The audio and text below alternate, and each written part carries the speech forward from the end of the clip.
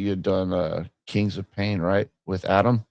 Correct. Yeah. And my wife and I love that show. We got stuck. We were hooked. But my wife and I always came to the same conclusion. Why are they doing that? Like when we saw you get hit by the retake, it was like, bro, his arm is going to be scarred up after that. Man, that thing hit him good and didn't want to let go, right?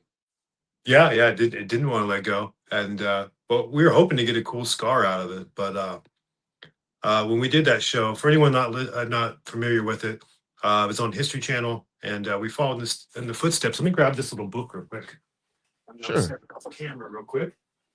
Uh, this is Is that the pain index? the pain index for Yeah. Justin Schmidt, The Sting of the Wild, and he rated everything from like a 1 to a 4, with like a one being, it's been so long now, a one maybe like a fire ant or something, and then all the way up to a 4 being like a tarantula, hawk, wasp.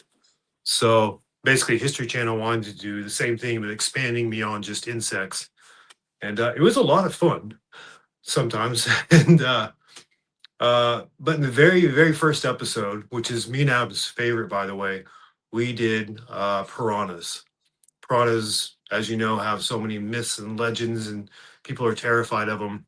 But we showed, yeah, they can and will bite, but uh, they're probably not the danger that maybe we thought they were going to be as kids or in the media. Uh, Right.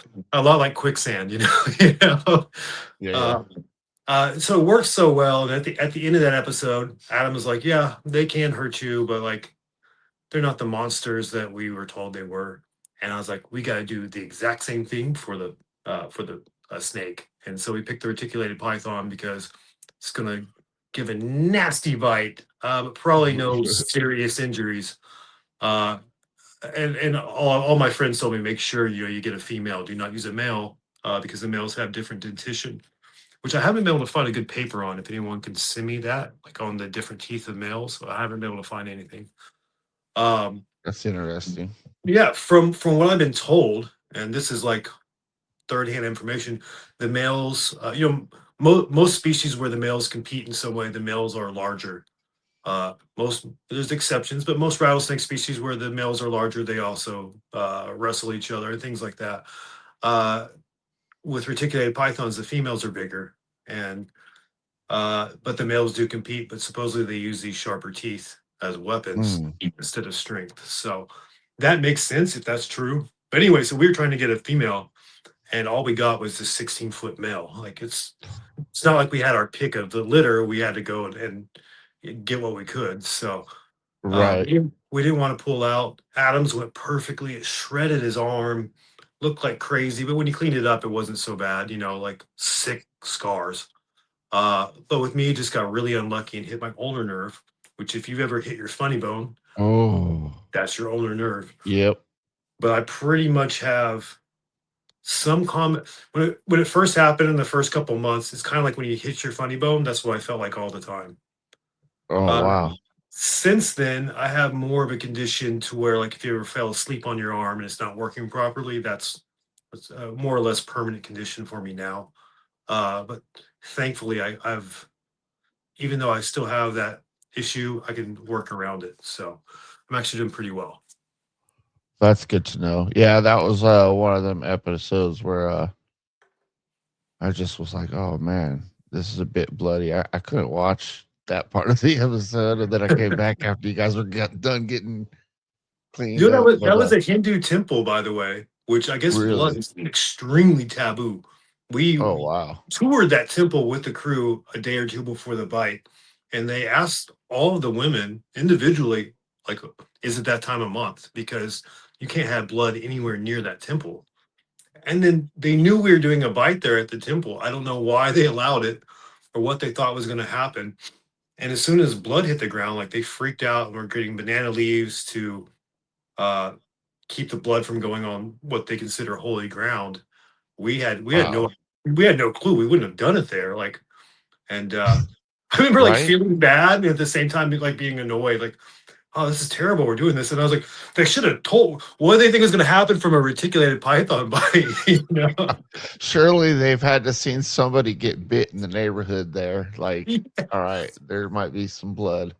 Yeah. In other parts of the country, people are getting eaten by them, including, I want to say, somewhere around that time. Right. So, Kings of Pain, that was an intense. It was intense in more ways than most people can really imagine. What was something you learned about pain or yourself that didn't come across on camera? Oh, yeah.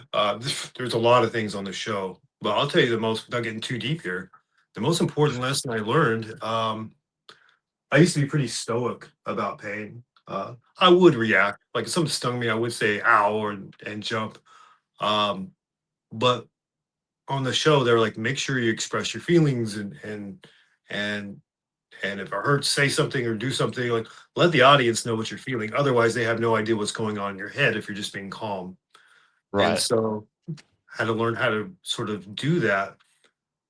And what that did, in addition to uh, the permanent damage from the reticulated python bite and things like that, I got jumpier and jumpier to where now I've noticed that even if like an animal bites me and it doesn't hurt, out of reaction I'll say ouch.